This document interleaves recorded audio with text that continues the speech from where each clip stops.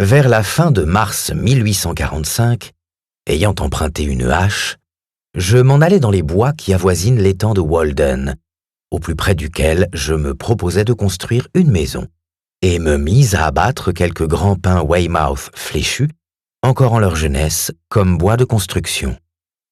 Il est difficile de commencer sans emprunter, mais sans doute est-ce la plus généreuse façon de souffrir que vos semblables aient un intérêt dans votre entreprise. Le propriétaire de la hache, comme il en faisait l'abandon, déclara que c'était la prunelle de son œil, mais je la lui rendis plus aiguisée que je ne la reçus. C'était un aimable versant de colline que celui où je travaillais, couvert de bois de pin, à travers lesquels je promenais mes regards sur l'étang, et d'un libre petit champ au milieu d'eux, d'où s'élançaient des pins et des hickories. La glace de l'étang, qui n'avait pas encore fondu, malgré quelques espaces découverts, se montrait toute de couleur sombre et saturée d'eau. Il survint quelques légères chutes de neige dans le temps que je travaillais là, mais en général, lorsque je m'en revenais au chemin de fer pour rentrer chez moi, son amas de sable jaune s'allongeait au loin, miroitant dans l'atmosphère brumeuse. Les rails brillaient sous le soleil printanier et j'entendais l'alouette, le pioui et d'autres oiseaux déjà là pour inaugurer une nouvelle année avec nous. C'étaient d'aimables jours de printemps, où l'hiver du mécontentement de l'homme fondait tout comme le gel de la terre, et où la vie, après être restée engourdie, commençait à s'étirer.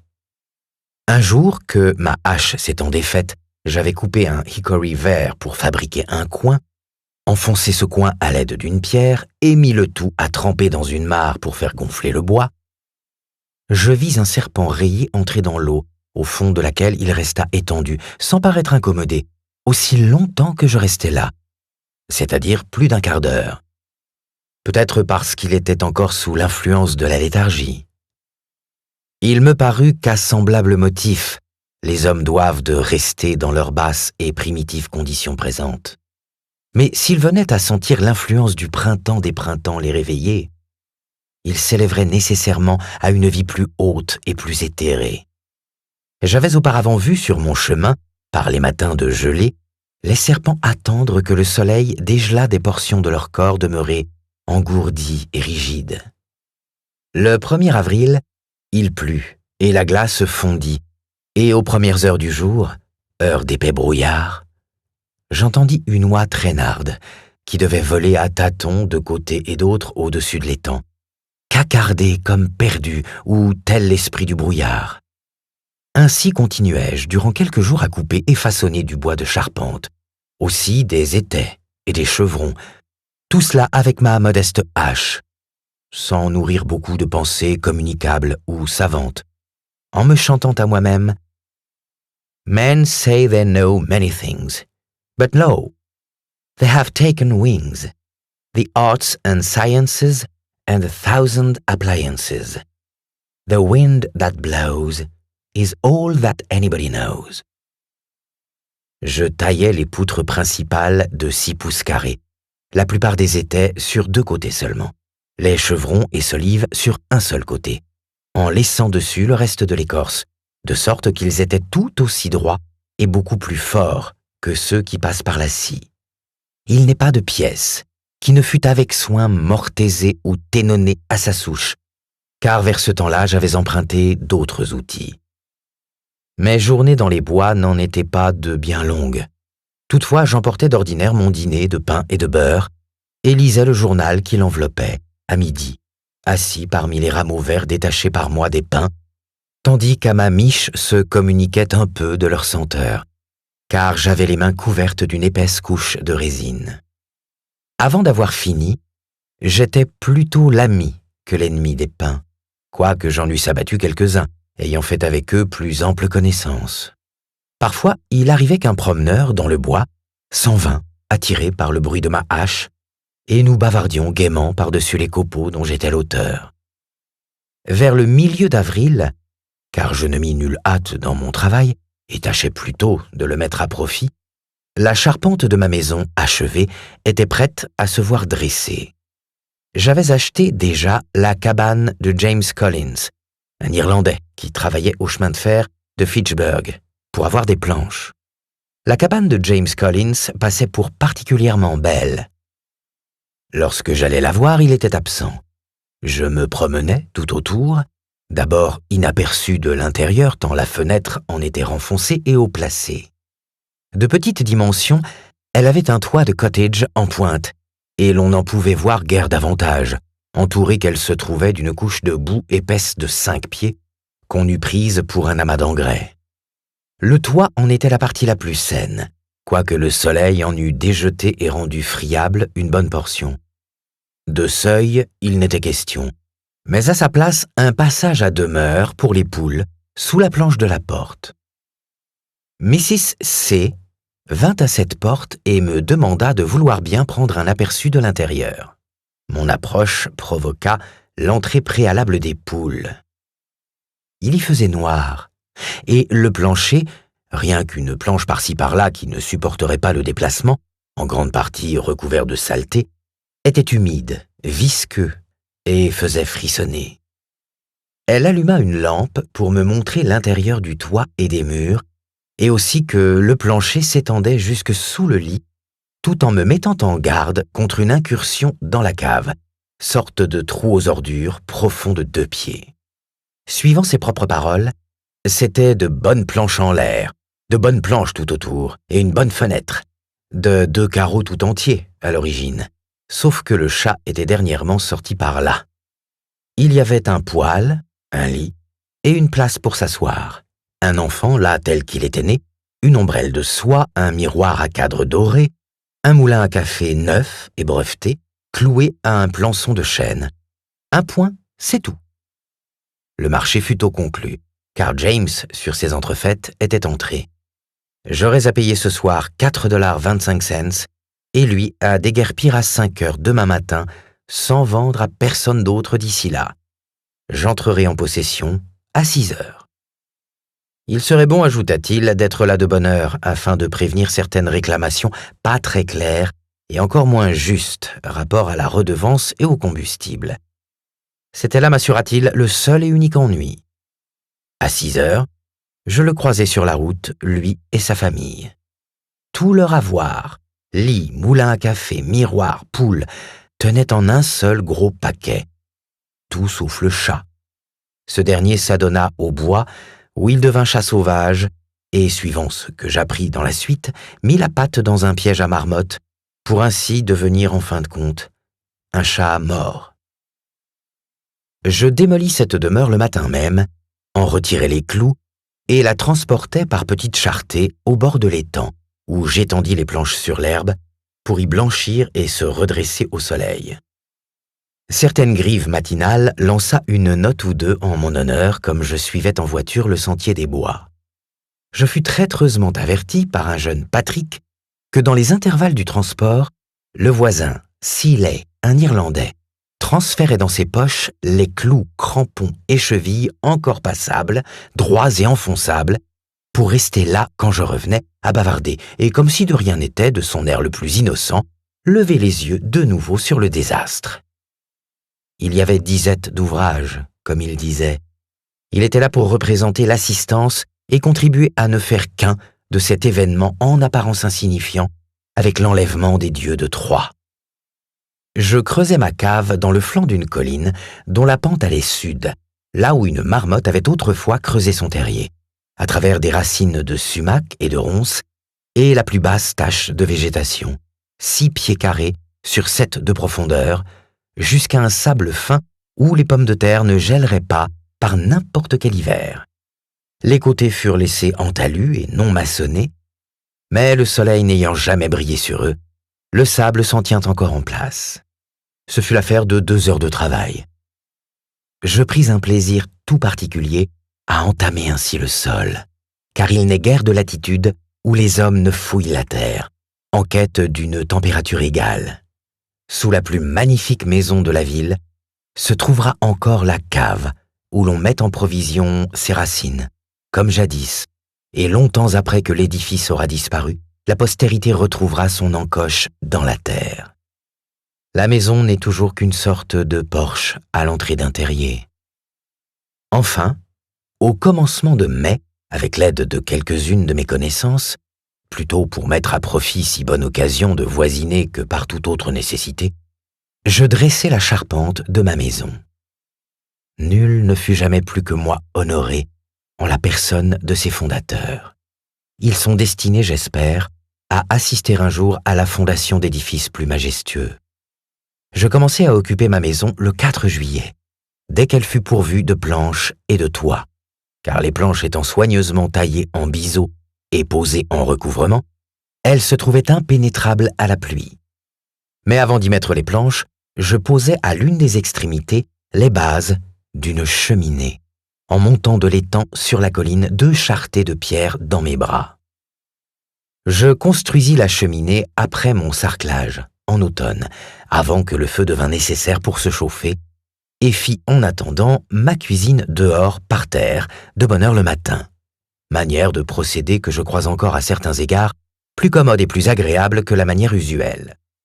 Faisait-il de l'orage avant que mon pain fût cuit, que j'assujettissais quelques planches au-dessus du feu, m'asseyais dessous pour surveiller ma miche, et passais de la sorte quelques heures charmantes.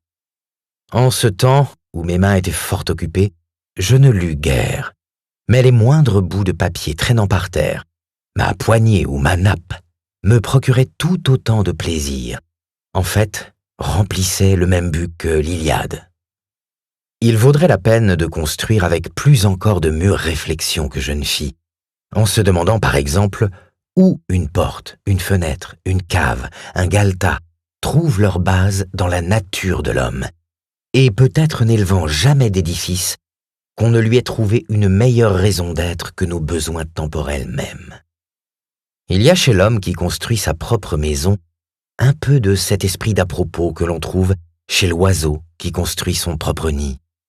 Si les hommes construisaient de leurs propres mains leur demeure et se procuraient la nourriture pour eux-mêmes comme pour leur famille, simplement et honnêtement, qui sait si la faculté poétique ne se développerait pas universellement, tout comme les oiseaux universellement chantent lorsqu'ils s'y trouvent invités.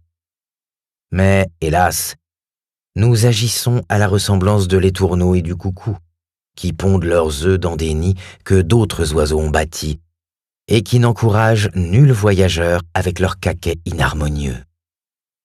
Abandonnerons-nous donc toujours le plaisir de la construction aux charpentiers? À quoi se réduit l'architecture dans l'expérience de la masse des hommes? Je n'ai jamais, au cours de mes promenades, rencontré un seul homme livré à l'occupation si simple et si naturelle qui consiste à construire sa maison. Nous dépendons de la communauté. Ce n'est pas le tailleur seul qui est la 9e partie d'un homme. C'est aussi le prédicateur, le marchand, le fermier. Où doit aboutir cette division du travail? Et quel objet, finalement, sert-elle? Sans doute autrui peut-il aussi penser pour moi. Mais il n'est pas à souhaiter pour cela qu'il le fasse à l'exclusion de mon action de penser pour moi-même.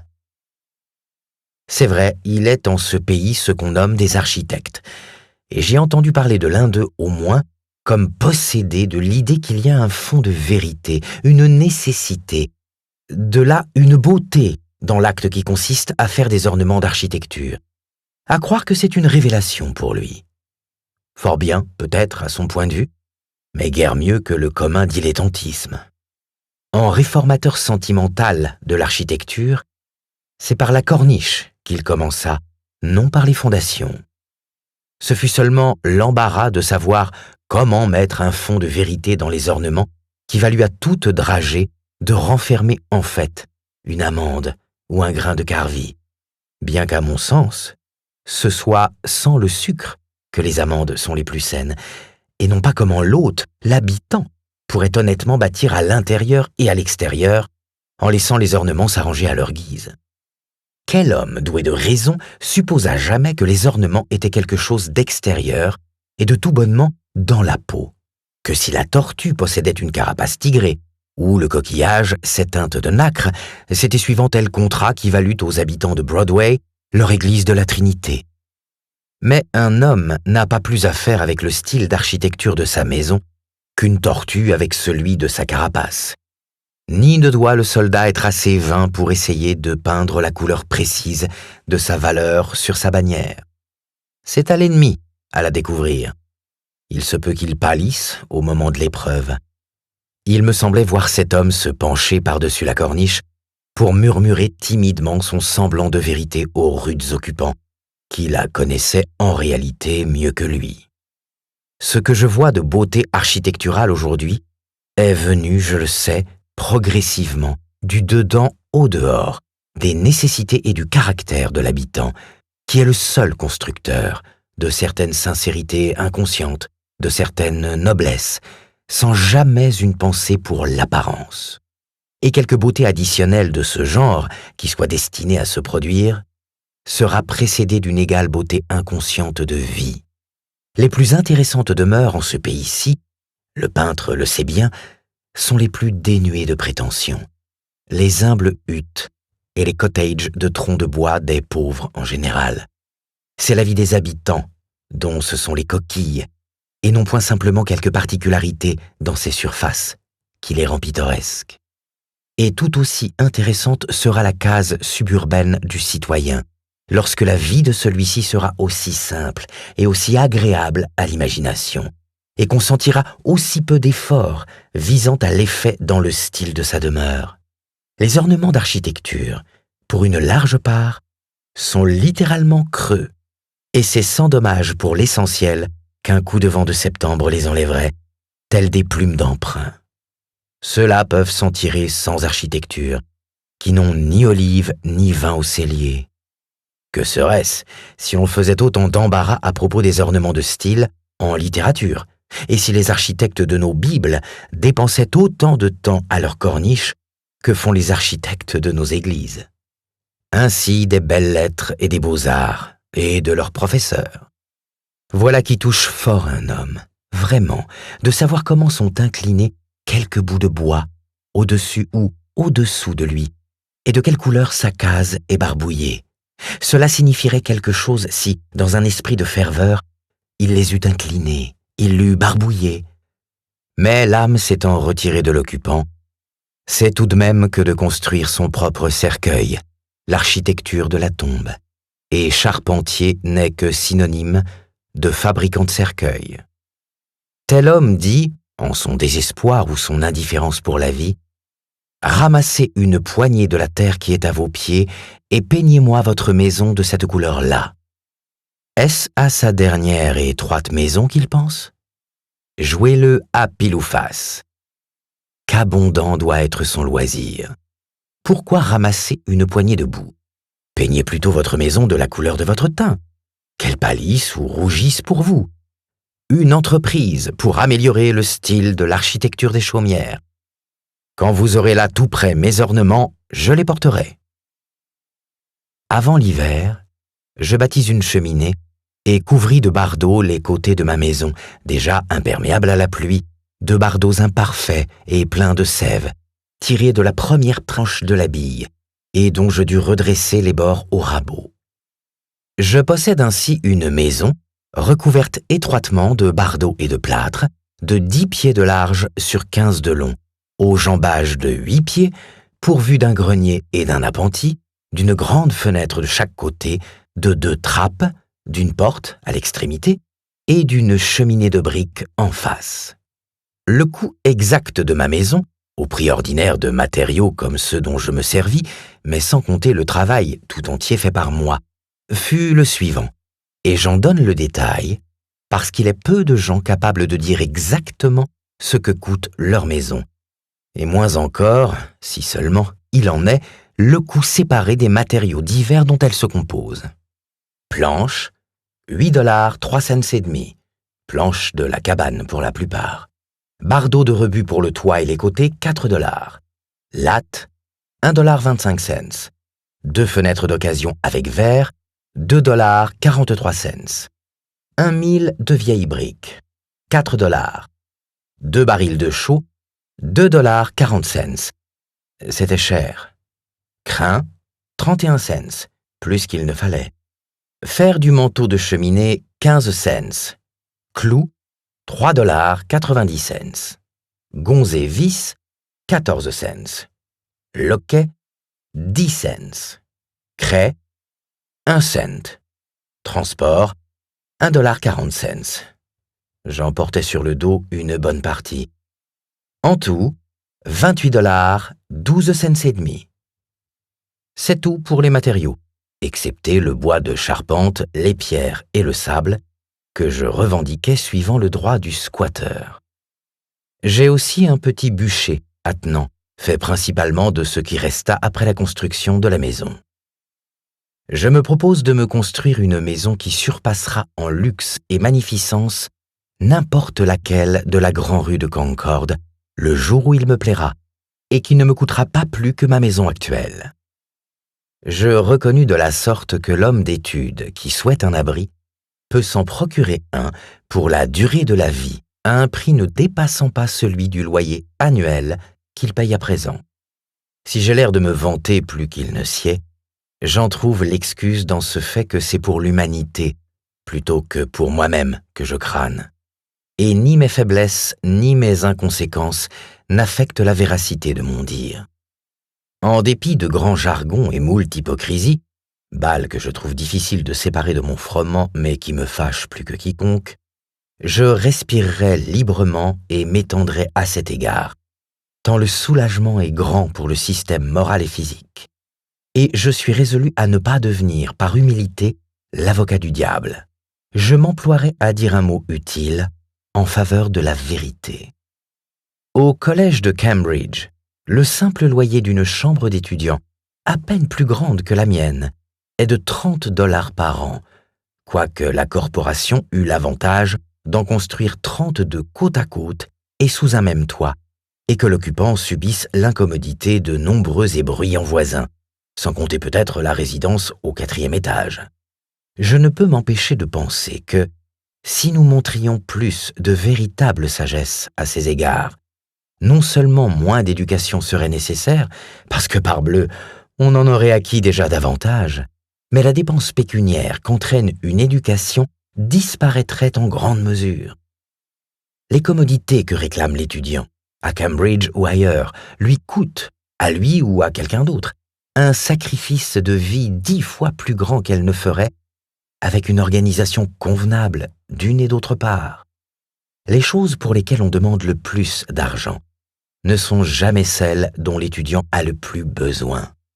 L'instruction, par exemple, est un article important sur la note du trimestre, alors que pour l'éducation, bien autrement précieuse qu'il acquiert en fréquentant les plus cultivés de ses contemporains, ne s'ajoute aucun frais.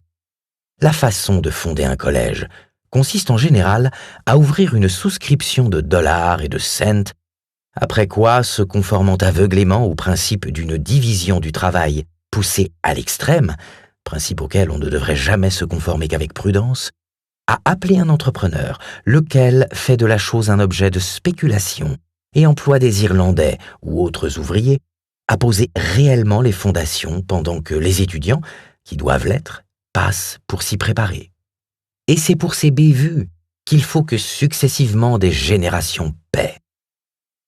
Je crois qu'il vaudrait mieux pour les étudiants, ou ceux qui désirent profiter de la chose, aller jusqu'à poser la fondation eux-mêmes. L'étudiant qui s'assure le loisir et la retraite convoitée, en esquivant systématiquement tout labeur nécessaire à l'homme, n'obtient qu'un vil et stérile loisir, se frustrant de l'expérience qui seule peut rendre le loisir fécond. Mais, dira-t-on, entendez-vous que les étudiants traitent la besogne avec leurs mains au lieu de leur tête? Ce n'est pas exactement ce que j'entends, mais j'entends quelque chose qu'on pourrait prendre en grande partie pour cela. J'entends qu'ils devraient ne pas jouer à la vie ou se contenter de l'étudier, tandis que la communauté les entretient à ce jeu dispendieux, mais la vivre pour de bon du commencement à la fin. Comment pourrait la jeunesse apprendre à mieux vivre qu'en faisant tout d'abord l'expérience de la vie? Il me semble que cela lui exercerait l'esprit tout autant que le font les mathématiques. Si je voulais qu'un garçon sache quelque chose des arts et des sciences, par exemple, je ne suivrais pas la marche ordinaire qui consiste simplement à l'envoyer dans le voisinage de quelques professeurs où tout se professe et se pratique sauf l'art de la vie. Surveiller le monde à travers un télescope ou un microscope, et jamais avec les yeux que la nature lui a donnés. Étudier la chimie et ne pas apprendre comment se fait son pain, ou la mécanique et ne pas apprendre comment on le gagne. Découvrir de nouveaux satellites à Neptune, et non les pailles qu'il a dans l'œil, ni de quel vagabond il est lui-même un satellite. Ou se faire dévorer par les monstres qui pullulent tout autour de lui, dans le temps qu'il contemple les monstres que renferme une goutte de vinaigre. Lequel aurait fait le plus de progrès au bout d'un mois, du garçon qui aurait fabriqué son couteau à l'aide du minerai extrait et fondu par lui, en lisant pour cela tout ce qui serait nécessaire, ou du garçon qui pendant ce temps-là aurait suivi les cours de métallurgie à l'Institut et reçu de son père un canif de chez Rogers. Lequel serait avec le plus de vraisemblance destiné à se couper les doigts? À mon étonnement, j'appris, en quittant le collège, que j'avais étudié la navigation. Ma parole, fussé-je descendu faire un simple tour au port, que j'en eusse su davantage à ce sujet. Il n'est pas jusqu'à l'étudiant pauvre qui n'étudie et ne s'entend de professer l'économie politique seule, alors que cette économie de la vie, synonyme de philosophie, ne se trouve même pas sincèrement professée dans nos collèges. Le résultat, c'est que pendant qu'il lit Adam Smith, Ricardo et Say, il endette irréparablement son père. Tel il en est de nos collèges, tel il en est de 100 perfectionnements modernes. On se fait illusion à leur égard. Il n'y a pas toujours progression positive. Le diable continue à exiger jusqu'au bout un intérêt composé pour son avance de fonds et ses nombreux placements à venir en eux. Nos inventions ont coutume d'être de jolis jouets qui distraient notre attention des choses sérieuses. Ce ne sont que des moyens perfectionnés tendant à une fin non perfectionnée, une fin qu'il n'était déjà que trop aisé d'atteindre, comme les chemins de fer mènent à Boston ou New York. Nous n'avons de cesse que nous n'ayons construit un télégraphe magnétique du Maine au Texas. Mais il se peut que le Maine et le Texas n'aient rien d'important à se communiquer. L'un ou l'autre se trouve dans la situation de l'homme qui, empressé à se faire présenter à une femme aussi sourde que distinguée, une fois mis en sa présence et l'extrémité du cornet acoustique placée dans la main, ne trouva rien à dire. Comme s'il s'agissait de parler vite et non de façon sensée. Nous brûlons de percer un tunnel sous l'Atlantique et de rapprocher de quelques semaines le vieux monde du nouveau.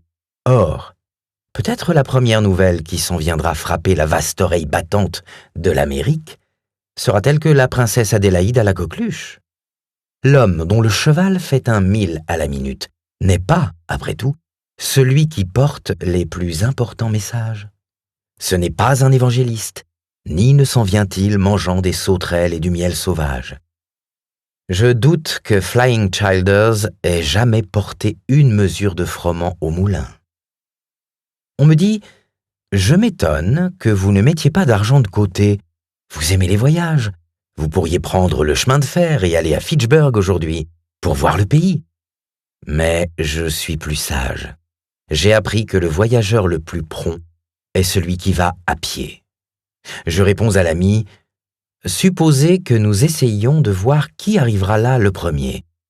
La distance est de 30 miles. Le prix du billet de 90 cents.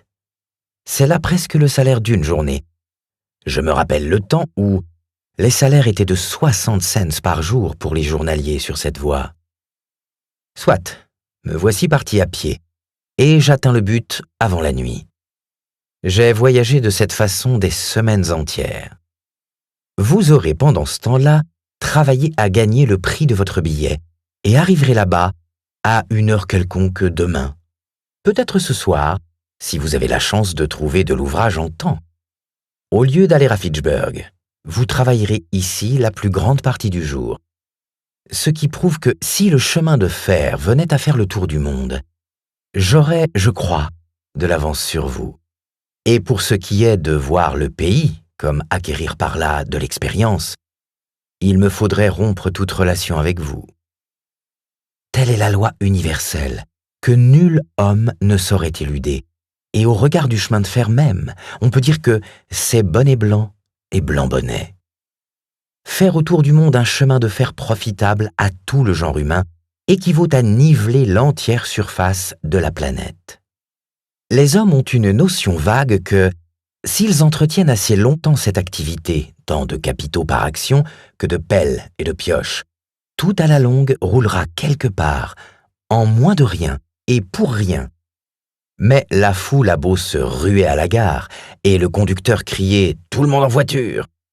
La fumée une fois dissipée, la vapeur une fois condensée, on s'apercevra que pour un petit nombre à rouler, le reste est écrasé et on appellera cela, et ce sera, un triste accident.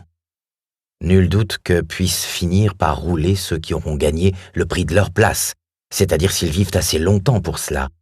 Mais il est probable que, vers ce temps-là, ils auront perdu leur élasticité et tout désir de voyager. Cette façon de passer la plus belle partie de sa vie à gagner de l'argent pour jouir d'une liberté problématique durant sa moins précieuse partie me rappelle cet Anglais qui s'en alla dans l'Inde pour faire d'abord fortune afin de pouvoir revenir en Angleterre, mener la vie d'un poète. Que ne commença-t-il par monter au grenier? « Et quoi ?»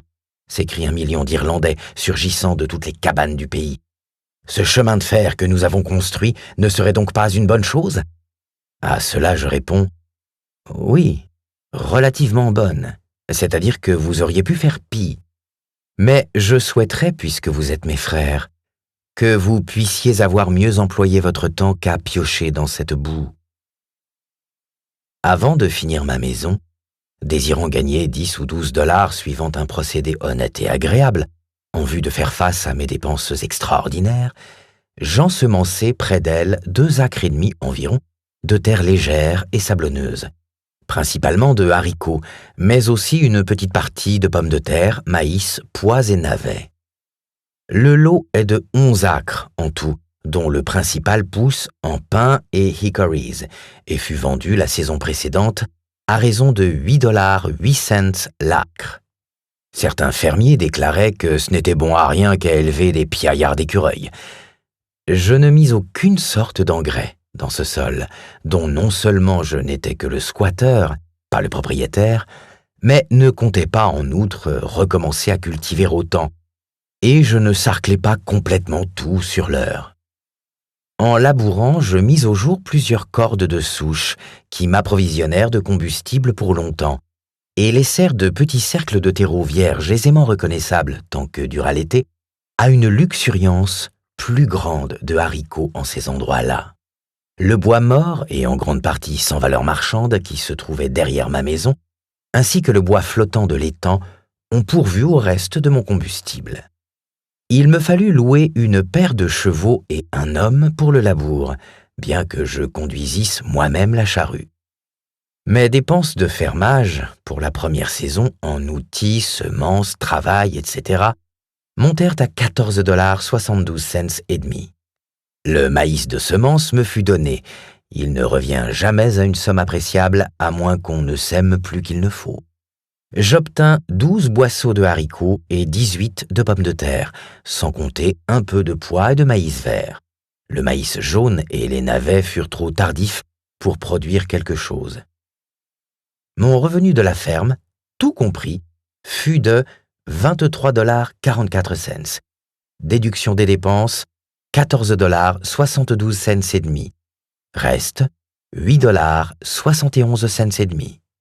Outre le produit consommé et le produit en réserve lors de cette évaluation, estimé à 4,50 $, le montant de la réserve faisant plus que compenser la valeur d'un peu d'herbe que je ne fis pas pousser. Tout bien considéré, c'est-à-dire considérant l'importance d'une âme d'homme et du moment présent, malgré le peu de temps que prit mon essai, que dis-je, en partie même à cause de son caractère passager, je crois que ce fut faire mieux que ne fit nul fermier de Concorde cette année-là. L'année suivante, je fis mieux encore, car c'est à la bêche que je retournai toute la terre dont j'avais besoin, environ le tiers d'un acre, et j'appris par l'expérience de l'une et l'autre année, sans m'en laisser le moins du monde imposer par nombre d'ouvrages célèbres sur l'agriculture, Arthur Young comme le reste, que si l'on vivait simplement et ne mangeait que ce que l'on ait fait pousser, ne faisait pousser plus que l'on ne mange, et ne l'échangeait contre une quantité insuffisante de choses plus luxueuses autant que plus coûteuses, on n'aurait besoin que de cultiver quelques verges de terre, que ce serait meilleur marché de les bêcher que de se servir de bœufs pour les labourer, de choisir de temps à autre un nouvel endroit que de fumer l'ancien, et qu'on pourrait faire tout le travail nécessaire de sa ferme, comme qui dirait de la main gauche, à ses moments perdus, en été. Que de la sorte, on ne serait pas lié à un bœuf, à un cheval, à une vache, ou à un cochon, comme à présent. Je tiens à m'expliquer sur ce point avec impartialité, et comme quelqu'un qui n'est pas intéressé dans le succès ou l'insuccès de la présente ordonnance économique et sociale.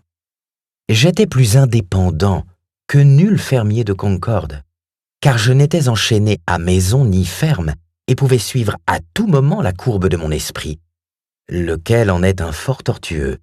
En outre, me trouvant déjà mieux dans mes affaires que ces gens, ma maison eût-elle brûlé ou ma récolte manqué que je ne me fusse guère trouvé moins bien dans mes affaires qu'avant? J'ai accoutumé de penser que les hommes ne sont pas tant les gardiens des troupeaux que les troupeaux sont les gardiens des hommes, tellement ceux-là sont plus libres. Hommes et bœufs font échange de travail, mais si l'on ne considère que le travail nécessaire, on verra que les bœufs ont de beaucoup l'avantage, tant leur ferme est la plus grande. L'homme fournit un peu de sa part de travail d'échange en ces 6 semaines de fenaison, et ce n'est pas un jeu d'enfant. Certainement, une nation vivant simplement sous tout rapport, c'est-à-dire une nation de philosophes, ne commettrait jamais telle bévue que d'employer le travail des animaux. Oui, il n'a jamais été ni ne semble devoir être de sitôt de nation de philosophes, pas plus, j'en suis certain, que l'existence puisse en être désirable. Toutefois, jamais je n'aurais, moi, dressé un cheval, plus qu'un taureau, ni pris en pension en échange de quelque travail qu'il pût faire pour moi, de peur de devenir tout bonnement un cavalier ou un bouvier. Et la société, ce faisant, parut-elle la gagnante? Sommes-nous certains que ce qui est gain pour un homme n'est point perte pour un autre, et que le garçon d'écurie a les mêmes motifs que son maître de se trouver satisfait? En admettant que sans cette aide, quelques ouvrages publics n'eussent pas été construits, dont l'homme partage la gloire avec le bœuf et le cheval, s'ensuit-il qu'il n'eût pu, dans ce cas, accomplir des ouvrages encore plus dignes de lui?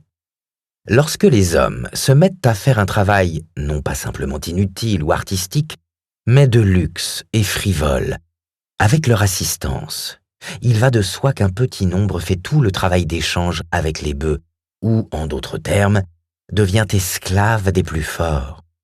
L'homme, ainsi, non seulement travaille pour l'animal en lui, mais, en parfait symbole, travaille pour l'animal hors de lui.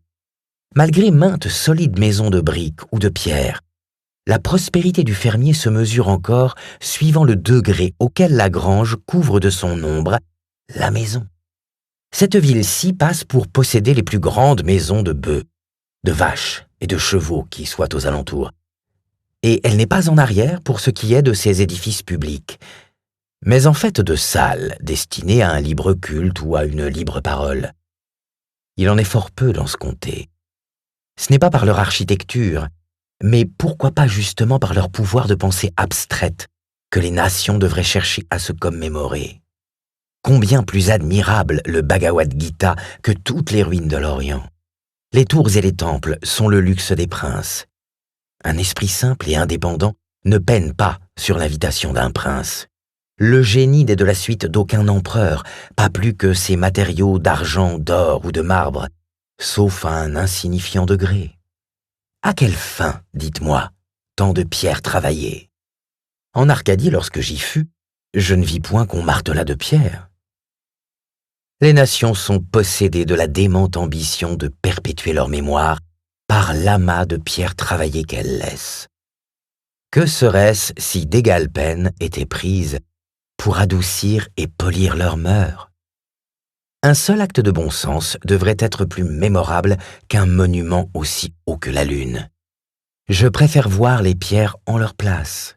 La grandeur de Thèbes fut une grandeur vulgaire. Plus sensé, le cordon de pierre qui borne le champ d'un honnête homme, qu'une Thèbes aux 100 portes qui s'est écartée davantage du vrai but de la vie. La religion et la civilisation qui sont barbares et païennes construisent de splendides temples. Mais ce que l'on pourrait appeler le christianisme n'en construit pas. La majeure partie de la pierre qu'une nation travaille prend la route de sa tombe seulement. Cette nation s'enterre vivante. Pour les pyramides, ce qu'elles offrent surtout d'étonnant, c'est qu'on ait pu trouver tant d'hommes assez avilis pour passer leur vie à la construction d'une tombe destinée à quelque imbécile ambitieux qu'il eût été plus sage et plus mal de noyer dans le Nil pour ensuite livrer son corps aux chiens. Je pourrais peut-être inventer quelque excuse en leur faveur et la sienne, mais je n'en ai pas le temps. Quant à la religion et l'amour de l'art des bâtisseurs, ce sont à peu près les mêmes par tout l'univers, que l'édifice soit un temple égyptien ou la Banque des États-Unis. Cela coûte plus que cela ne vaut. Le grand ressort, c'est la vanité, assisté de l'amour de l'ail et pain et beurre. Monsieur Balcom, jeune architecte plein de promesses, le dessine sur le dos de son Vitruve, au crayon dur et à la règle. Puis, le travail est lâché à Dobson et Fils, tailleurs de pierre. Lorsque les 30 siècles commencent à abaisser les yeux dessus, l'humanité commence à lever dessus les siens. Quant à vos hautes tours et monuments, il y eut jadis en cette ville-ci un cerveau brûlé qui entreprit de percer la terre jusqu'à la Chine, et il atteignit si loin que, à son dire, il entendit les marmites et casseroles chinoises résonner.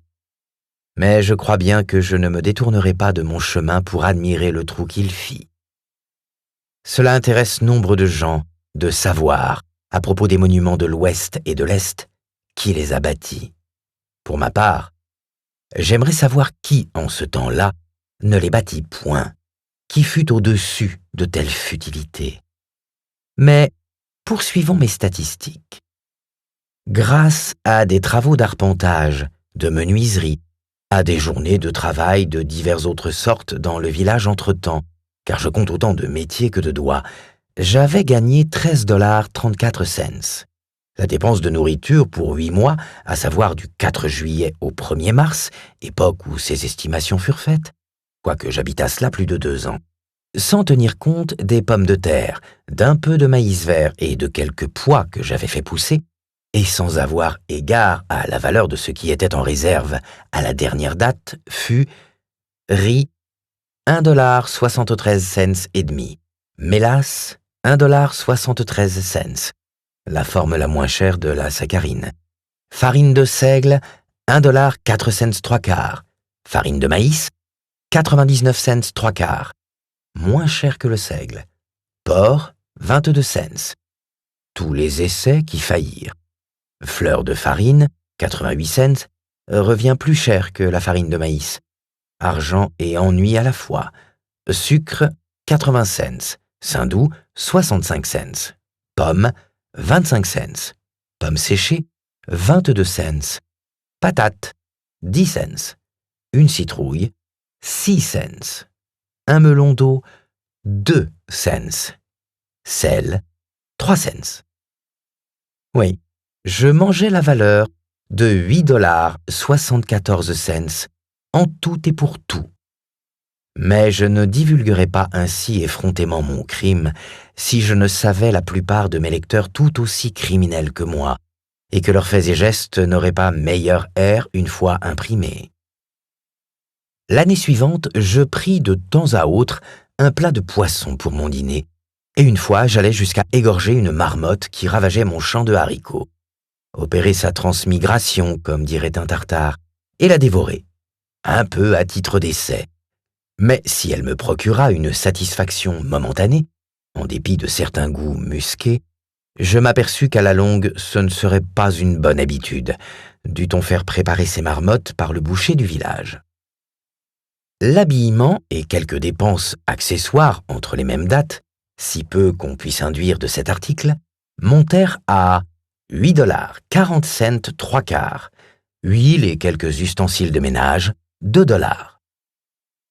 De sorte que toutes les sorties d'argent, sauf pour le lavage et le raccommodage, qui en grande partie furent faits hors de la maison, et les notes n'en ont pas encore été reçues, et ces dépenses sont toutes et plus que toutes les voies par lesquelles sort nécessairement l'argent en cette partie du monde, furent maison, 28,12 $ et demi, ferme, une année, 14,72 $ et demi, nourriture, 8 mois, 8,74 $, habillement, etc., 8 mois, 8,40 $ 3/4, huile, etc., 8 mois, 2 $. En tout, 61,99 $ 3/4. Je m'adresse en ce moment à ceux de mes lecteurs qui ont à gagner leur vie. Et pour faire face à cela, j'ai vendu comme produit de ferme 23,44 $, gagné par le travail journalier, 13,34 $. En tout, 36,78 $, qui, soustrait de la somme des dépenses, laisse une balance de 25,21 $ 3/4 d'un côté, ce qui représente à peu de choses près les moyens grâce auxquels je débutais, et dans la mesure des dépenses à prévoir, de l'autre, outre le loisir, l'indépendance et la santé ainsi assurée, une maison confortable pour moi aussi longtemps qu'il me plaira de l'occuper. Cette statistique, si accidentelle et par conséquent peu instructive qu'elle puisse paraître, étant assez complète, a par cela même une certaine valeur. Rien ne me fut donné dont je n'ai rendu quelque compte. Il résulte du précédent aperçu que ma nourriture seule me coûta en argent 27 cents environ par semaine. Ce fut au cours de presque 2 années après cela du seigle et de la farine de maïs sans levain, des pommes de terre, du riz, un tout petit peu de porc salé, de la mélasse et du sel, et ma boisson, de l'eau. Il était séant que je vécusse de riz, principalement, moi qui tant aimais la philosophie de l'Inde. Pour aller au-devant des objections de quelques chicaneurs invétérés, je peux aussi bien dire que si je dînais parfois dehors, comme j'avais toujours fait, et crois que j'aurai encore occasion de le faire, ce fut souvent au détriment de mes arrangements domestiques. Mais le dîner dehors étant, comme je l'ai établi, un facteur constant, n'affectant rien un état comparatif comme celui-ci. J'appris de mes 2 années d'expérience qu'il en coûterait incroyablement peu de peine de se procurer sa nourriture nécessaire, même sous cette latitude, qu'un homme peut suivre un régime aussi simple que font les animaux, tout en conservant santé et force. J'ai dîné d'une façon fort satisfaisante à plusieurs points de vue, simplement d'un plat de pourpier, Portulaca oleracea, que je cueillis dans mon champ de blé, fis bouillir et additionnai de sel. Je donne le latin à cause de la saveur du nom vulgaire. Et dites-moi, que peut désirer de plus un homme raisonnable en temps de paix à l'ordinaire midi qu'un nombre suffisant d'épis de maïs vert bouillis avec l'addition de sel? Il n'était pas jusqu'à la petite variété dont j'usais qui ne fût une concession aux demandes de l'appétit et non de la santé. Cependant, les hommes en sont arrivés à ce point que fréquemment ils meurent de faim, non par manque de nécessaire, mais par manque de luxe. Et je connais une brave femme qui croit que son fils a perdu la vie pour s'être mis à ne boire que de l'eau. Le lecteur remarquera que je traite le sujet à un point de vue plutôt économique que diététique, et ne s'aventurera pas à mettre ma sobriété à l'épreuve, qu'il n'est un office bien garni. Le pain. Je commençai par le faire de pure farine de maïs et sel, vrais hoe cakes, que je cuisis devant mon feu dehors, sur un bardeau ou le bout d'une pièce de charpente sciée en construisant ma maison. Mais il avait coutume de prendre le goût de fumée et un arôme de résine. J'essayai aussi de la fleur de farine, mais ai fini par trouver un mélange de seigle et de farine de maïs aussi convenable qu'appétissant. Par temps froid, Ce n'était pas mince amusement que de cuire plusieurs petits pains de cette chose, les uns après les autres, en les surveillant et les retournant avec autant de soin qu'un Égyptien ses œufs en cours d'éclosion.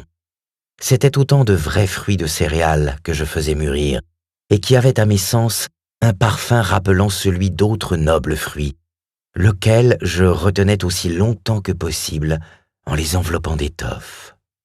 Je fis une étude de l'art aussi antique qu'indispensable de faire du pain, consultant telles autorités qui s'offraient, retournant au temps primitif et à la première invention du genre sans levain, quand de la sauvagerie des noix et des viandes, les hommes en vinrent d'abord à la douceur et au raffinement de ce régime.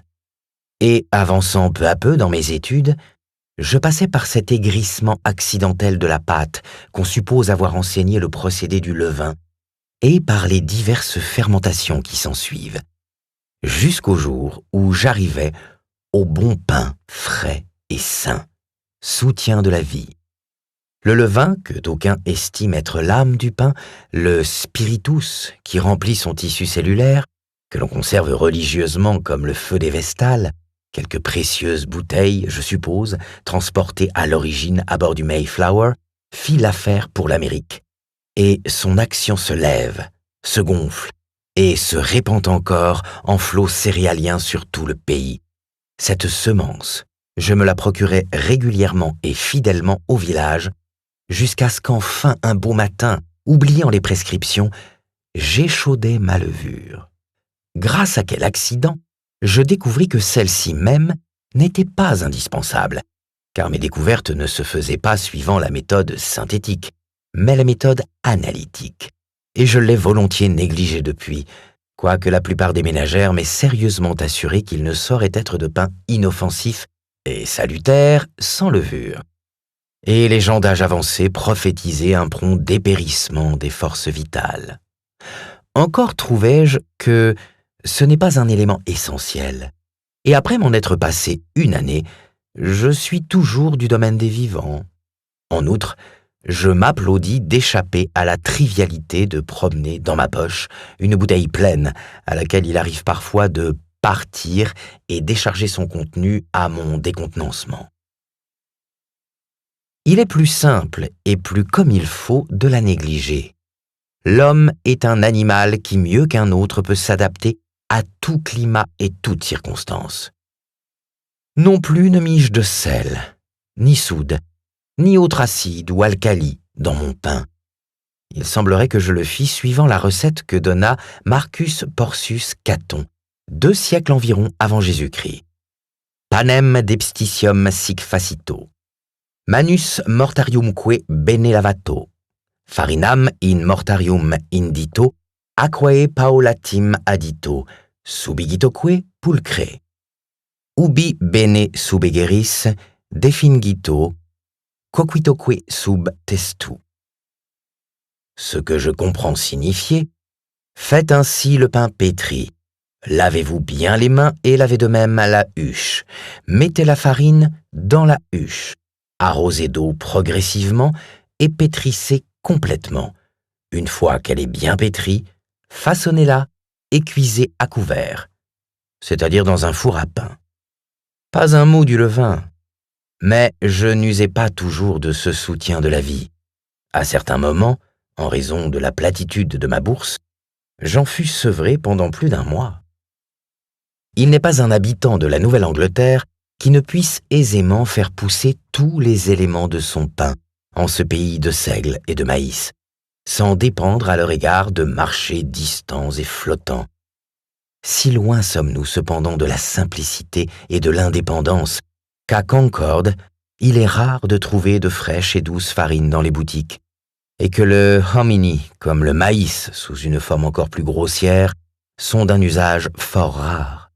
La plupart du temps, le fermier donne à son bétail et à ses cochons le grain de sa production et achète plus cher à la boutique une farine qui, pour le moins, n'est pas plus salutaire. Je compris que je pouvais facilement produire mon boisseau, sinon 2 de seigle et de maïs, car le premier poussera sur la terre la plus pauvre, alors que le second n'exige pas la meilleure. les moudre dans un moulin à bras, de la sorte m'en tirer sans riz et sans porc. Et s'il est nécessaire de quelque douceur, je découvris par expérience que je pouvais tirer une fort bonne mélasse, soit de la citrouille, soit de la betterave.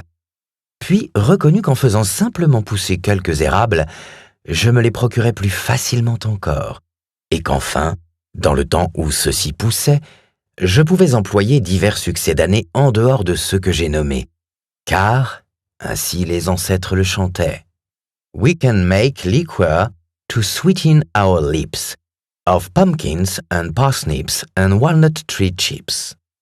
Enfin, pour ce qui est du sel, ce produit si vulgaire d'épicerie, se le procurer pourrait être l'occasion d'une visite au bord de la mer, à moins que, n'arrivant à m'en passer tout à fait, je n'en busse probablement que moins d'eau. Je ne sache pas que les Indiens aient jamais pris la peine de se mettre en quête de lui. Ainsi pouvais-je éviter tout commerce, tout échange, autant qu'il en allait de ma nourriture et pourvu déjà d'un abri. Il ne restait à se procurer que le vêtement et le combustible. Le pantalon que je porte actuellement fut tissé dans une famille de fermiers. Le ciel soit loué qu'il y ait encore tant de vertu dans l'homme, car je tiens la chute du fermier à l'ouvrier pour aussi grande et retentissante que celle de l'homme au fermier. Et dans un pays neuf, le combustible est un encombrement. Pour ce qui est d'un habitat, s'il ne m'était pas encore permis de m'établir sur une terre ne m'appartenant pas, je pouvais me rendre acquéreur d'un acre pour le prix auquel on vendait la terre que je cultivais, à savoir 8 $, 8 cents. Mais, quoi qu'il en fût, j'estimais que c'était augmenter la valeur de la terre que de m'établir dessus en squatteur. Il est certaines catégories d'incrédules qui parfois me posent des questions comme celle-ci. Croyez-vous pouvoir vivre uniquement de légumes ? Pour atteindre tout de suite à la racine de l'affaire, car la racine, c'est la foi. J'ai coutume de répondre à tels gens que je peux vivre de clous à sabots. S'ils ne peuvent comprendre cela, ils ne sauraient guère ce que j'ai à dire. Pour ma part, ce n'est pas sans plaisir que j'apprends qu'on tente des expériences de ce genre-ci. Par exemple, qu'un jeune homme a essayé pendant 15 jours de vivre de maïs dur, de maïs cru sur l'épi, en se servant de ses dents pour tout mortier. La gent écureuil tenta la même avec succès.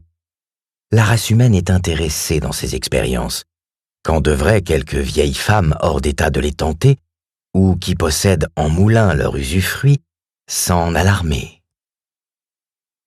Mon mobilier, dont je fabriquais moi-même une partie, le reste ne me coûta rien de quoi je n'ai rendu compte, consista en un lit, une table, un pupitre, 3 chaises, un miroir de 3 pouces de diamètre, une paire de pincettes et une autre de chenets, une bouillotte, une marmite et une poêle à frire, une cuillère à peau, une jatte à laver, 2 couteaux et 2 fourchettes, 3 assiettes, une tasse, une cuillère, une cruche à huile, une cruche à mélasse et une lampe bronzée.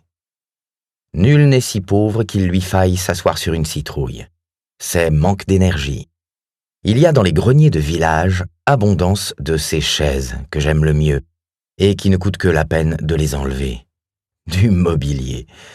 Dieu merci, je suis capable de m'asseoir et de me tenir debout sans l'aide de tout un garde-meuble.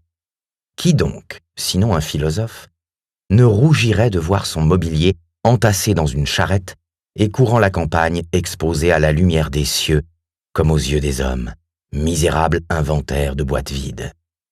C'est le mobilier de Durand.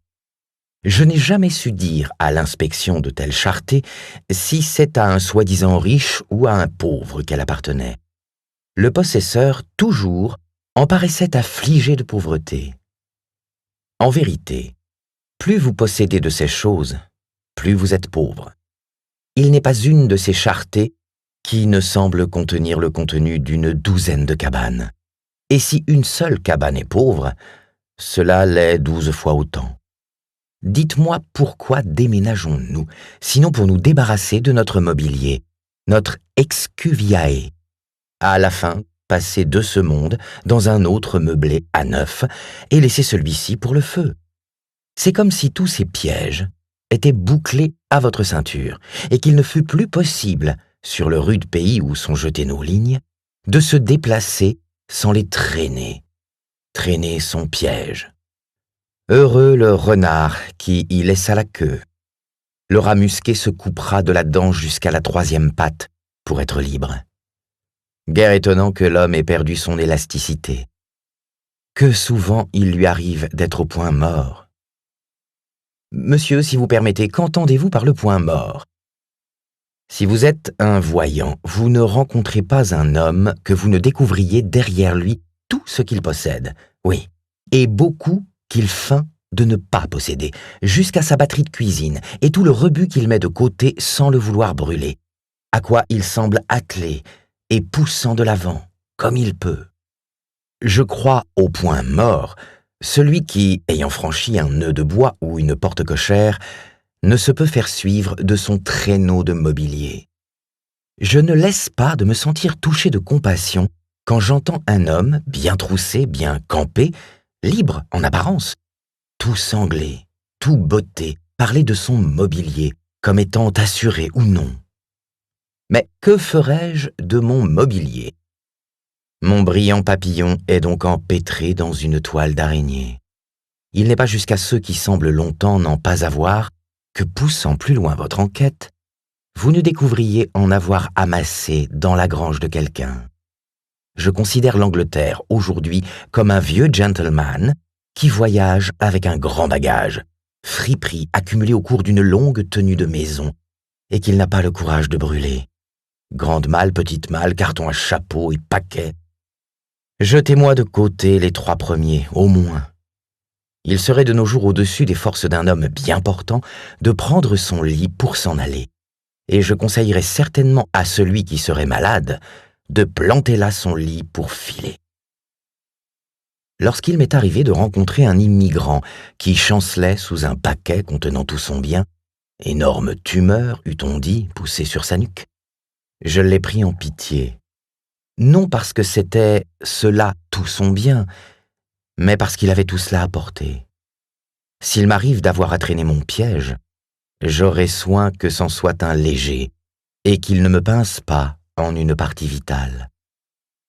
Mais peut-être le plus sage serait-il de ne jamais mettre la patte dedans.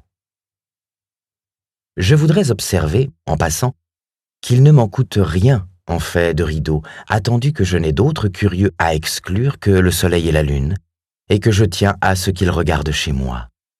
La lune ne fera tourner mon lait ni ne corrompra ma viande, plus que le soleil ne nuira à mes meubles ou ne fera passer mon tapis. Et s'il se montre parfois ami quelque peu chaud, je trouve encore meilleure économie à battre en retraite derrière quelques rideaux fournis par la nature qu'à ajouter un simple article aux détails de mon ménage. Une dame m'offrit une fois un paillasson, mais comme je n'avais ni place de reste dans la maison, ni de temps de reste dedans ou dehors pour le secouer, je déclinai l'offre, préférant m'essuyer les pieds sur l'herbe devant ma porte. Mieux vaut éviter le mal à son début. Il n'y a pas longtemps, j'assistais à la vente des effets d'un diacre, attendu que sa vie n'avait pas été inefficace. The evil that men do lives after them. Comme toujours, la friperie dominait, qui avait commencé à s'accumuler du vivant du père. Il y avait dans le tas un ver solitaire desséché. Et voici qu'après être resté un demi-siècle dans son grenier et autres niches à poussière, ces choses n'étaient pas brûlées. Au lieu d'un autodafé ou de leur purifiante destruction, c'était d'une vente à l'encan qu'il s'agissait ou de leur mise en plus-value. Les voisins s'assemblèrent avec empressement pour les examiner, les achetèrent toutes et soigneusement les transportèrent en leur grenier et niche à poussière, pour y rester jusqu'au règlement de leurs biens, moment où de nouveau elles se mettront en route. L'homme qui meurt chasse du pied la poussière. Les coutumes de quelques tribus sauvages pourraient peut-être se voir imitées avec profit par nous.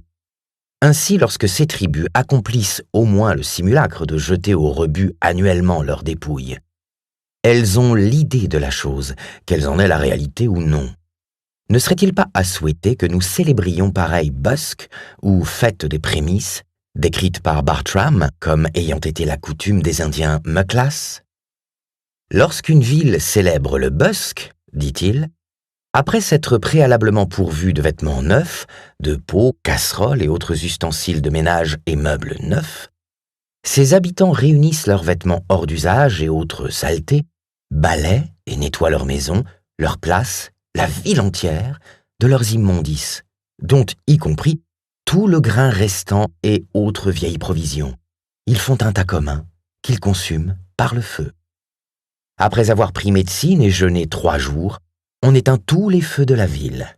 Durant le jeûne, on s'abstient de satisfaire tout appétit, toute passion, quel qu'il soit. On proclame une amnistie générale. Tous les malfaiteurs peuvent réintégrer leur ville. Le matin du 4e jour, le grand prêtre, en frottant du bois sec ensemble, produit du feu neuf sur la place publique, d'où chaque habitation de la ville est pourvue de la flamme nouvelle et pure.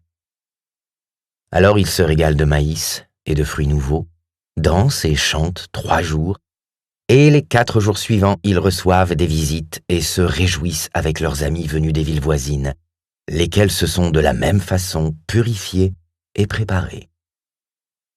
Les Mexicains aussi pratiquaient semblable purification à la fin de tous les 52 ans, dans la croyance qu'il était temps pour le monde de prendre fin.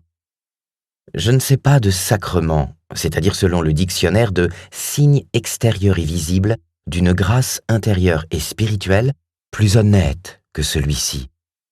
Et je ne doute pas que pour agir de la sorte, il n'ait à l'origine été inspiré directement du ciel, quoiqu'il ne possède pas de texte biblique de la Révélation. Pendant plus de 5 ans, je m'entretins de la sorte grâce au seul labeur de mes mains, et je m'aperçus qu'en travaillant 6 semaines environ par an, je pouvais faire face à toutes les dépenses de la vie. La totalité de mes hivers, comme la plus grande partie de mes étés, je les eus libres et francs pour l'étude.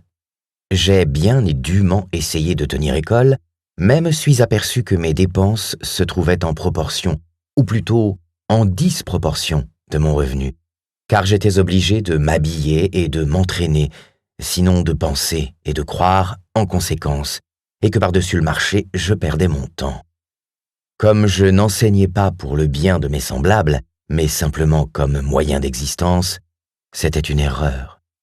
J'ai essayé du commerce, mais je m'aperçus qu'il faudrait 10 ans pour s'enrouter là-dedans, et qu'alors je serais probablement en route pour aller au diable. Je fus positivement pris de peur à la pensée que je pourrais pendant ce temps-là faire ce qu'on appelle une bonne affaire. Lorsque, autrefois, je regardais autour de moi, en quête de ce que je pourrais bien faire pour vivre, ayant fraîche encore à la mémoire pour me reprocher mon ingénuité, telle expérience malheureuse tentée sur les désirs de certains amis, je pensais souvent et sérieusement à cueillir des myrtilles. Cela, sûrement, j'étais capable de le faire, et les petits profits en pouvaient suffire, car mon plus grand talent a été de me contenter de peu. Si peu de capital requis, si peu de distraction de mes habitudes d'esprit, pensais-je follement. Tandis que, sans hésiter, mes connaissances entraient dans le commerce ou embrassaient les professions, je tins cette occupation pour valoir tout au moins la leur. Courir les montagnes, tout l'été, pour cueillir les baies qui se trouvaient sur ma route, en disposer après quoi sans souci. De la sorte, garder les troupeaux d'admets. Je rêvais aussi de récolter les herbes sauvages ou de porter des verdures persistantes à ceux des villageois qui aimaient se voir rappeler les bois, même à la ville, plein des charrettes à foin. Mais j'ai appris depuis que le commerce est la malédiction de tout ce à quoi il touche, et que commerceriez-vous de messages du ciel, l'entière malédiction du commerce s'attacherait à l'affaire. Comme je préférais certaines choses à d'autres et faisais particulièrement cas de ma liberté, comme je pouvais vivre à la dure tout en m'en trouvant fort bien, je n'avais nul désir, pour le moment, de passer mon temps à gagner de riches tapis, plus qu'autres beaux meubles, cuisine délicate, ni maison de style grec ou gothique. S'il est des gens pour qui ce ne soit pas interruption que d'acquérir ces choses, et qui sachent s'en servir une fois qu'ils les ont acquises, je leur abandonne la poursuite. Certains se montrent industrieux et paraissent aimer le labeur pour lui-même, ou peut-être parce qu'il les préserve de faire pis.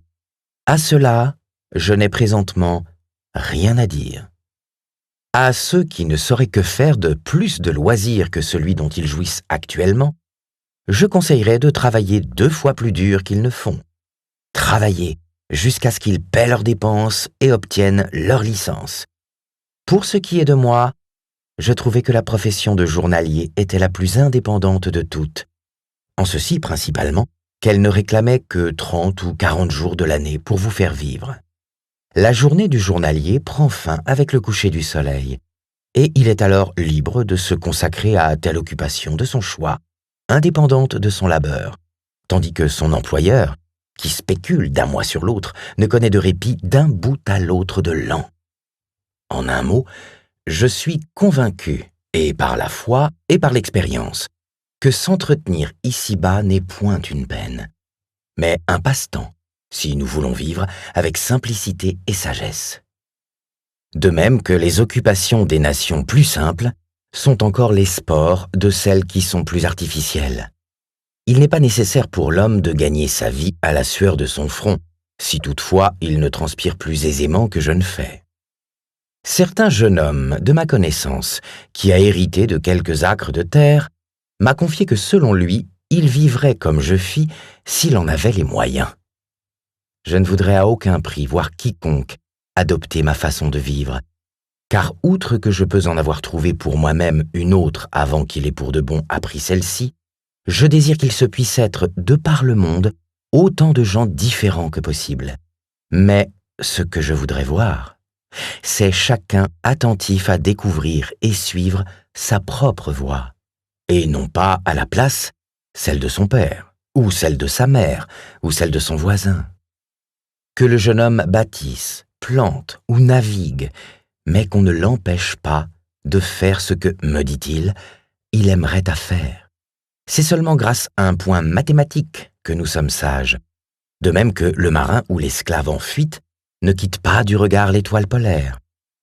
Mais c'est, cela, une direction suffisante pour toute notre vie. Nous pouvons ne pas arriver à notre port dans un délai appréciable, mais ce que nous voudrions, c'est ne pas nous écarter de la bonne route.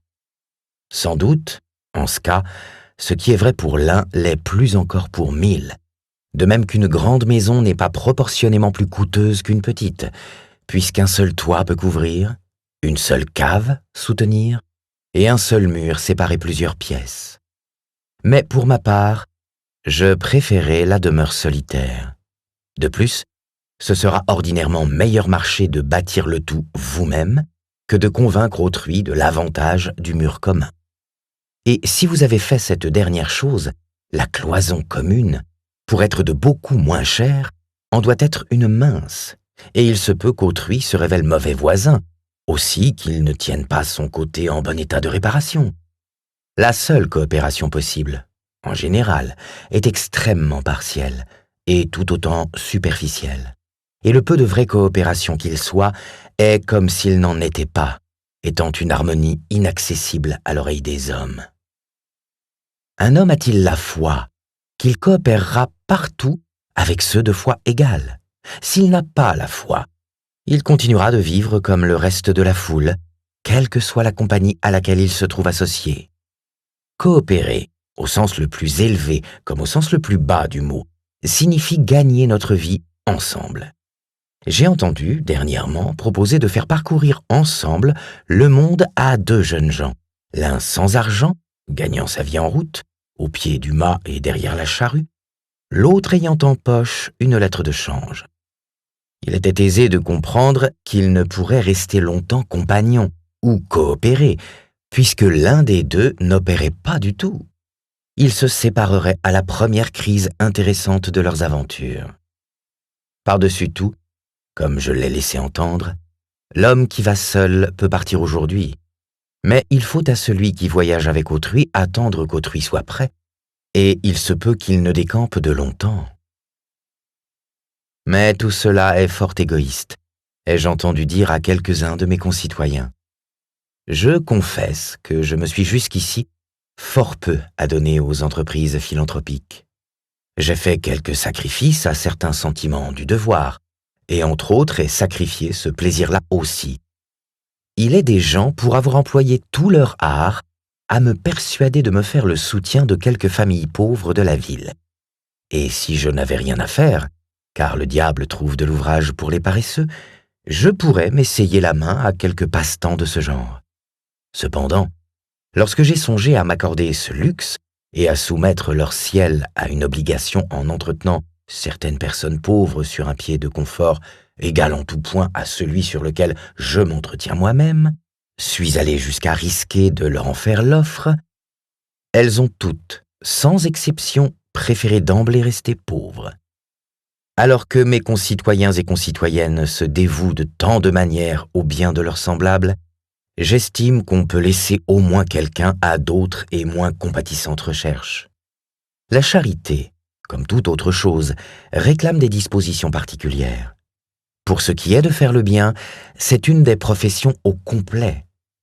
En outre, j'en ai honnêtement fait l'essai et, aussi étrange que cela puisse paraître, suis satisfait qu'elles ne conviennent pas à mon tempérament. Il est probable que je ne m'écarterai pas sciemment et de propos délibérés de ma vocation particulière à faire le bien que la société requiert de moi, s'agit-il de sauver l'univers de l'anéantissement. Et je crois qu'une semblable, mais infiniment plus grande constance ailleurs est tout ce qui le conserve aujourd'hui. Mais loin de ma pensée de m'interposer entre quiconque et son génie, et à qui met tout son cœur, toute son âme, toute sa vie dans l'exécution de ce travail, que je décline, je dirais persévérer. Dût le monde appeler cela faire le mal, comme fort vraisemblablement il l'appellera. Je suis loin de supposer que mon cas en soit un spécial. Nul doute que nombre de mes lecteurs se défendraient de la même façon. Pour ce qui est de faire quelque chose, sans jurer que mes voisins déclareront cela bien, je n'hésite pas à dire que je serai un rude gaillard à louer. Mais pour ce qui en est de cela, c'est à mon employeur à s'en apercevoir. Le bien que je fais, au sens ordinaire du mot, doit être en dehors de mon sentier principal, et la plupart du temps, tout inintentionnel. En pratique, on dit « commencez où vous êtes et tel que vous êtes, sans viser principalement à plus de mérite, et avec une bonté étudiée, allez, faisant le bien. » Si je devais le moins du monde prêcher sur ce ton, je dirais plutôt « appliquez-vous à être bon », comme si le soleil s'arrêtait lorsqu'il a embrasé de ses feux là-haut la splendeur d'une lune ou d'une étoile de 6e grandeur, pour aller, tel un lutin domestique, risquer un œil à la fenêtre de chaque chaumière, faire des lunatiques, gâter les mets et rendre les ténèbres visibles, au lieu d'accroître continuellement sa chaleur comme sa bienfaisance naturelle, jusqu'à en prendre un tel éclat qu'il n'est pas de mortel pour le regarder en face. Et alors, tourner autour du monde, dans sa propre orbite, lui faisant du bien, ou plutôt, comme une philosophie plus vraie l'a découvert, le monde tournant autour de lui et en tirant du bien.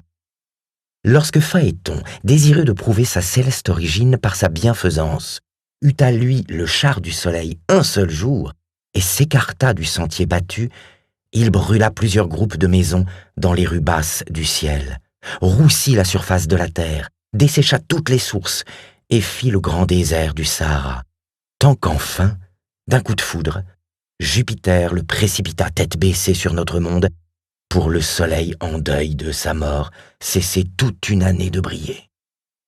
Il n'est pas odeur aussi nauséabonde que celle qui émane de la bonté corrompue. C'est humaine, c'est divine charogne. Si je tenais pour certain qu'un homme soit venu chez moi, dans le dessein, bien entendu, de me faire du bien, je chercherais mon salut dans la fuite comme s'il s'agissait de ce vent sec et brûlant des déserts africains appelé le simoun, lequel vous remplit la bouche, le nez, les oreilles et les yeux de sable, jusqu'à l'asphyxie, de peur de me voir gratifié d'une parcelle de son bien, de voir une parcelle de son virus mélangée à mon sang. Non, en ce cas plutôt souffrir le mal suivant la voie naturelle.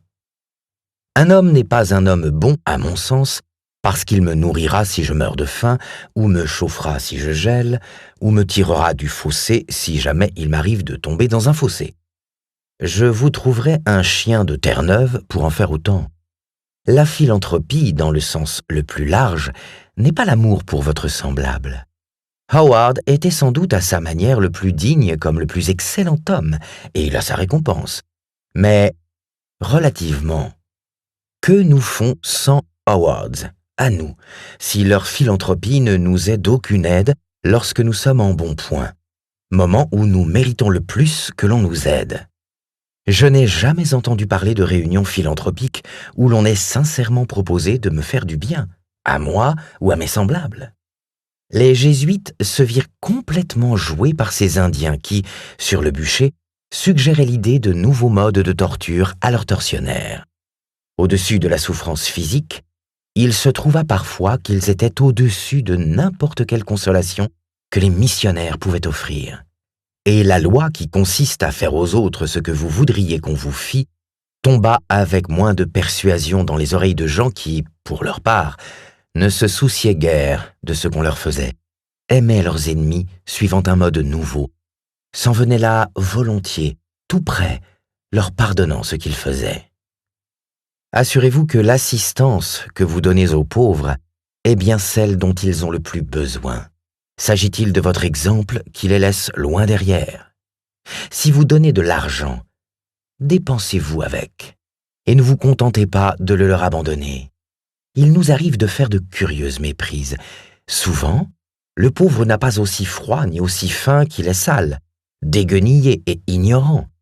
Il y va en partie de son goût, non pas seulement de son infortune. Si vous lui donnez de l'argent, peut-être n'en achètera-t-il que plus de guenilles.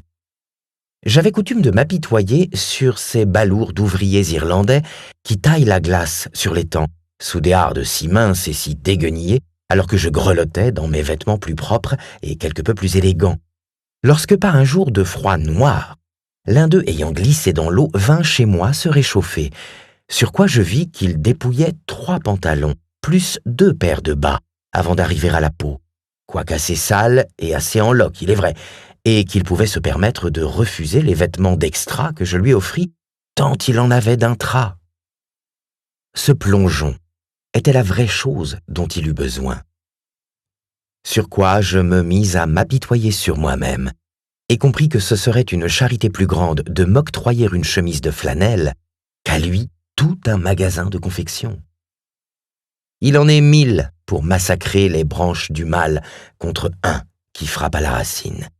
Et il se peut que celui qui consacre la plus large somme de temps et d'argent aux nécessiteux contribue le plus, par sa manière de vivre, à produire cette misère qu'il tâche en vain à soulager. C'est le pieux éleveur d'esclaves, consacrant le produit de chaque 10e esclave à acheter un dimanche de liberté pour les autres. Certaines gens montrent leur bonté pour les pauvres en les employant dans leur cuisine.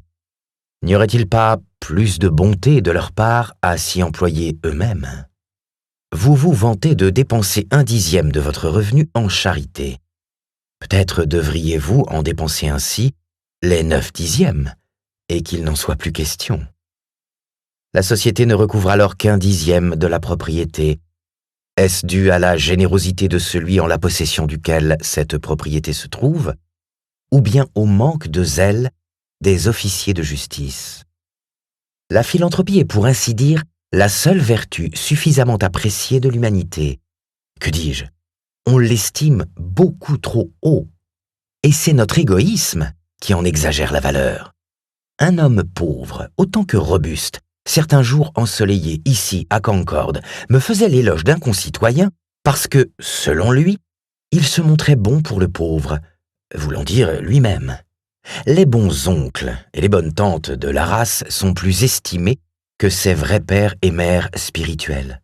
Il m'est jadis arrivé d'entendre un véritable conférencier, homme de savoir et d'intelligence, qui, faisant un cours sur l'Angleterre, venait d'en énumérer les gloires scientifiques, littéraires et politiques. Shakespeare, Bacon, Cromwell, Milton, Newton et autres, parler après cela de ces héros chrétiens et les mettre, comme si sa profession l'exigeait de lui, bien au-dessus du reste, les donner pour les plus grands parmi les plus grands. C'étaient Penn, Howard et Mrs. Fry. Qui ne sentira la fausseté et l'hypocrisie de la chose? Ce n'étaient là les grands hommes plus que les grandes femmes d'Angleterre, seulement, peut-être, ces grands philanthropes. Je voudrais ne rien soustraire à la louange que requiert la philanthropie, mais simplement réclamer justice en faveur de tous ceux qui, par leur vie et leurs travaux, sont une bénédiction pour l'humanité. Ce que je prise le plus chez un homme, ce n'est ni la droiture ni la bienveillance, lesquelles sont, pour ainsi dire, sa tige et ses feuilles. Les plantes, dont la verdure, une fois desséchée, nous sert à faire de la tisane pour les malades, ne servent qu'à un humble usage et se voient surtout employées par les charlatans. Ce que je veux, c'est la fleur et le fruit de l'homme, qu'un parfum passe de lui à moi et qu'un arôme de maturité soit notre commerce. Sa bonté doit être non pas un acte partiel plus qu'éphémère, mais un constant superflu qui ne lui coûte rien et dont il reste inconscient. Cette charité qui nous occupe couvre une multitude de péchés. Le philanthrope entoure trop souvent l'humanité du souvenir de ses chagrins de rebut comme d'une atmosphère et appelle cela sympathie. C'est notre courage que nous devrions partager, non pas notre désespoir. C'est notre santé et notre aise, non pas notre malaise. Et prendre garde à ce que celui-ci ne se répande par contagion. De quelles plaines australes se font entendre les cris lamentables? Sous quelle latitude résident les païens à qui nous voudrions envoyer la lumière? Qui, cet homme intempérant et brutal que nous voudrions racheter? Quelqu'un éprouve-t-il le moindre mal, l'empêchant d'accomplir ses fonctions? Ne ressent-il qu'une simple douleur d'entrailles? Car c'est là le siège de la sympathie, qu'il se met sur l'heure en devoir de réformer le monde. En sa qualité de microcosme lui-même, il découvre, et c'est là une vraie découverte, et il est l'homme désigné pour la faire, que le monde s'est amusé à manger des pommes vertes. À ses yeux, en fait, le globe est une grosse pomme verte, qu'il y a un affreux danger de penser que les enfants des hommes puissent grignoter avant qu'elle soit mûre. Sur quoi voilà sa philanthropie drastique en quête des Esquimaux et des Patagons, et qui embrasse les villages populeux de l'Inde et de la Chine. Ainsi, en quelques années d'activité philanthropique, les puissances, dans l'intervalle, usant de lui en vue de leur propre fin, pas de doute, il se guérit de sa dyspepsie. Le globe acquiert un semblant de rouge sur une ou les deux joues, comme s'il commençait à mûrir, et la vie, perdant de sa crudité, est une fois encore douce et bonne à vivre. Je n'ai jamais rêvé d'énormité plus grande que je n'en ai commise.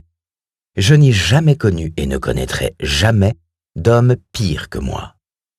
Je crois que ce qui assombrit à ce point le réformateur, ce n'est pas sa sympathie pour ses semblables en détresse, mais, fût-il le très saint Fils de Dieu, c'est son mal personnel. Qu'il en guérisse, que le printemps vienne à lui, que le matin se lève sur sa couche, et il plantera là ses généreux compagnons sans plus de cérémonie. Mon excuse pour ne pas faire de conférence contre l'usage du tabac est que je n'en ai jamais chiqué.